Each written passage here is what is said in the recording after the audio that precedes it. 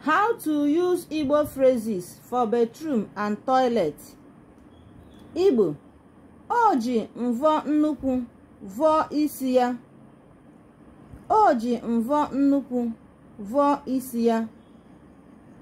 English: he used a big comb to comb his hair. That is the meaning. O ji ncha ntutu saa isi ya. O ji ncha ntutu saa isi ya. Meaning, he used shampoo to wash his hair. Dọpụta mkpuchi ọkụnsa ahụ ka mmiri gbapụ. Dọpụta mkpuchi ọkụnsa ahụ ka mmiri gbapụ. It means in English, pull out the bath plug so that water can flow out. Pull out the bath plug so that water can flow out.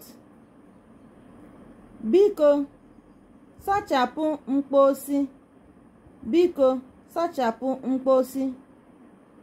English, it means, please flush the toilet.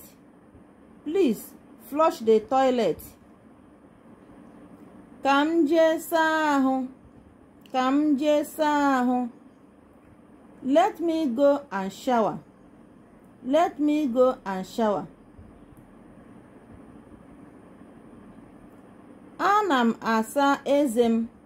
Ana m asa eze m. I am brushing my teeth.